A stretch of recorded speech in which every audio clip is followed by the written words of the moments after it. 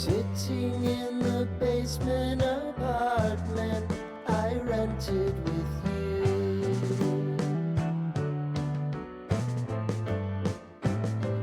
Remembering the holiday party. Friends, welcome to my channel.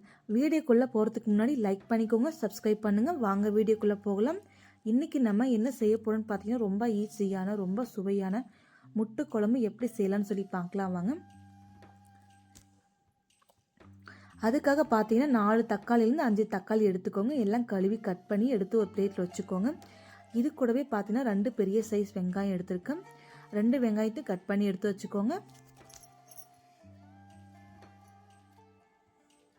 இது கூடவே பார்த்தீங்கன்னா பூண்டு பல் எடுத்துக்கோங்க. ஒரு 7-8 பூண்டு பல் எடுத்து க்ளீன் பண்ணி வச்சுக்கோங்க. நான் முன்னாடியே தேங்காய் உடச்சி வச்சுருந்தேன். இப்போ பெரிய மூடி அரை மூடி தேங்காவை ஃபுல்லாகவே உடச்சிக்க போகிறேங்க.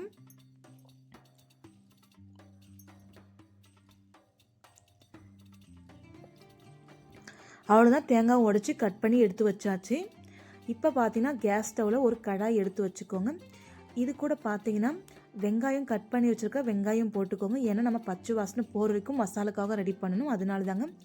இது கூடவே வெங்காயம், தக்காளி, பூண்டு எல்லாமே போட்டுக்கோங்க. இது கூடவே ஒரு 2 டேபிள் ஸ்பூன் போல் எண்ணெய் விட்டுக்கோங்க. பச்சை வாசனை போகிற வரைக்கும் ஒரு 2 நிமிஷம் நல்லா வதக்கிக்கோங்க. நம்ம மசாலா இந்த மாதிரி அரைச்சி செஞ்சால் ரொம்ப டேஸ்ட்டாக இருக்குங்க. இது கூடவே பார்த்தீங்கன்னா நம்ம கட் பண்ணி வச்சுருக்க தேங்காயும் போட்டுக்கோங்க. அவ்வளோதாங்க, இப்போ மசாலா ரெடி ஆகிடுச்சு. இப்போ ஆறிட்டு வாங்க. இப்போ ஆறிடுச்சு. நம்ம மசாலா அடிக்கிறதுக்காக தனியாக எடுத்து வச்சுக்கலாம் வாங்க. இதுக்குள்ளே பார்த்தீங்கன்னா கொஞ்சமாக கொத்தமல்லி இல்லைனா புதினா எதுவும் உங்ககிட்ட இருக்கோ அது போட்டுக்கோங்க. இல்லை கொத்தமல்லி புதினா இல்லைனாலும் விட்டுருங்க. நம்ம வெங்காயம் தக்காளி எல்லாம் வதக்கணும் இல்லைங்களா, அது மிக்ஸி ஜாருக்குள்ளே மாற்றிக்கோங்க.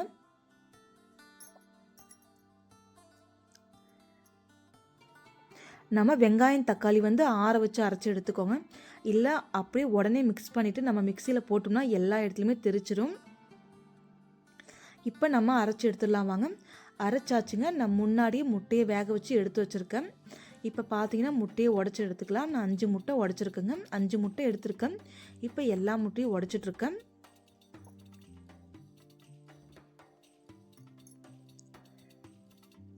நீங்கள் எப்பயாச்சும் ஃப்ரீயாக இருந்தீங்கன்னா இந்த மாதிரி முட்டை குழம்பு செஞ்சு பாருங்கள், ரொம்ப சூப்பராக இருக்கும். இப்போ முட்டையெல்லாம் உரிச்சாச்சு. இப்போ அதே கடாய் வச்சுக்கிட்டேன். நம்ம வெங்காயம் தக்காளிலாம் வதக்கணும் இல்லையா, அதனால அதே கடாயை வச்சுக்கிட்டேன். அது கூடவே பார்த்தீங்கன்னா ஒரு 7 டேபிள் ஸ்பூன் எண்ணெய் விட்டுக்கோங்க. அது கூடவே நம்ம வீட்டில் அரைச்ச இஞ்சி பூண்டு பேஸ்ட்டு 2 டேபிள் ஸ்பூன் போல் போட்டுக்கோங்க. நல்லா மிக்ஸ் பண்ணிக்கோங்க. இது கூடவே நம்ம தனி மிளகாய்த்தூள் அரை டேபிள் ஸ்பூன் போல் போட்டிருக்கேன். இப்போ ஒரு கரண்டி வச்சு நல்லா மிக்ஸ் பண்ணிக்கோங்க.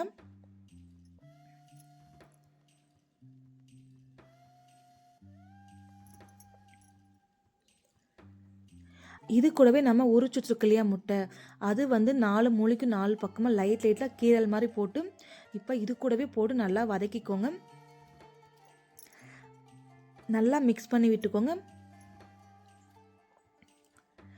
நம்ம அரைச்சி வச்சுருக்க தேங்காய் விழுதியும் நம்ம சேர்த்துக்கலாம். இது கூடவே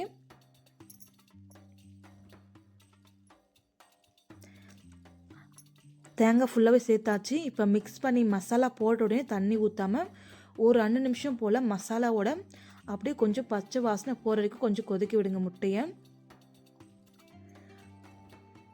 நம்ம 2 நிமிஷம் கழித்து தண்ணி எவ்வளோ தேவையோ அந்தளவுக்கு மட்டும் நம்ம தண்ணி கொஞ்சமாக ஊற்றிக்கலாம். நான் மிக்ஸி ஜாரில் அரைச்சோம் இல்லையா, அதனால கொஞ்சமாக தண்ணி ஊற்றி அதிலே அழைச்சி ஊற்றிட்டுருக்கேன். தண்ணி அதிகமாக வச்சிடாதீங்க, கம்மியாக சேர்த்திக்கோங்க. வேணுன்னா கூட தண்ணி ஆட் பண்ணிக்கலாம். இது கூடவே பார்த்தீங்கன்னா சிக்கன் மசாலா அரை டேபிள் ஸ்பூன் போல் போட்டுக்கோங்க.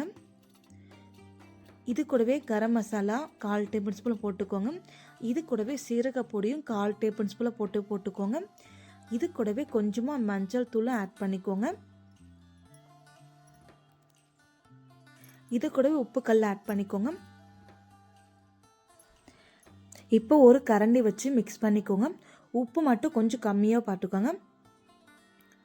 இது கூடவே பச்சை கருவேப்பிலை ஒரு கொத்து கருவேப்பிலை கிள்ளி போட்டு மூடி வச்சுருங்க. ஒரு 5 நிமிஷம் போல் நல்லா கொதிக்கட்டும்.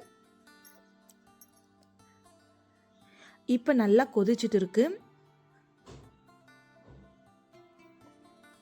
பாருங்கள் முட்டை நல்லா கொதிச்சிருச்சுக்கு, முட்டைக்குள்ளெல்லாம் குழம்பு போயிருக்கு. ரொம்ப சூப்பராக இருக்கும், ரொம்ப ஜூஸியாக இருக்குங்க. அவ்வளோதாங்க, ரெடி ஆகிடுச்சு. திரும்ப ஒரு 5 நிமிஷம் போல் கொதிக்க வச்சுக்கிட்டுங்க. இது கூடவே பார்த்தீங்கன்னா மேலால் கொஞ்சமாக கொத்தமல்லி போட்டுக்கோங்க. கொத்தமல்லி இல்லைன்னா விட்டுருங்க, பரவாயில்லை. நம்மக்கிட்ட என்ன பொருள் இருக்கோ அதை மட்டும் வச்சு அட்ஜஸ்ட் பண்ணி செஞ்சுக்கலாம்.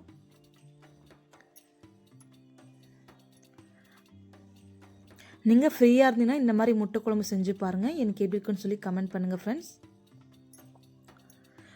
அவ்வளோதான் ஃப்ரெண்ட்ஸ், முட்டை குழம்பு ரெடி ஆகிடுச்சு. இப்போ பார்த்தீங்கன்னா தோசை ஒன்று ஊற்றிக்கலாம் வாங்க. நம்ம கோன் தோசை ஊற்றிக்கலாம் வாங்க.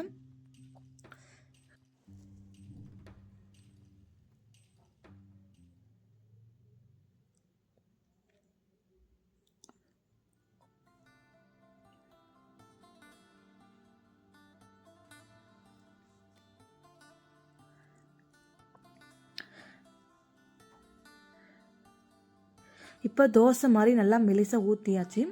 நம்ம தோசை கை வச்சு மேலால் இருக்கிற மாவெல்லாம் எடுத்துடணுங்க. அவ்வளோதாங்க, இப்போ திருப்பி போட்டுக்கலாம் ஒரு டைமு.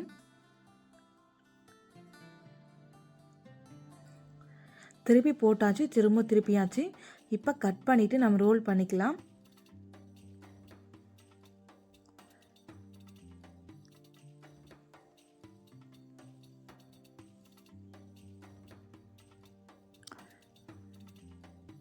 கோன் தோசை ரெடி ஆகிடுச்சு ஃப்ரெண்ட்ஸ். நம்ம கடையில் கொடுத்து வாங்கி சாப்பிட்றத விட இந்த மாதிரி வீட்லேயே ஹெல்த்தியாக செஞ்சு சாப்பிட்லாம் இல்லைங்களா? அவ்வளோ ஃப்ரெண்ட்ஸ், இப்போ குழம்பு ஊற்றியாச்சு, எல்லாருமே சாப்பிட உக்காந்தாச்சு. கூடவே பார்த்தீங்கன்னா முட்டை பொரியலும் செஞ்சுருந்தேன், ரைஸும் வச்சுருந்தேன். வாங்க ஃப்ரெண்ட்ஸ், எல்லாருமே சாப்பிட்லாம். பிடிச்சிருந்தா லைக் பண்ணுங்கள், கமெண்ட் பண்ணுங்கள், சப்ஸ்கிரைப் பண்ணுங்கள். வீட்லேயே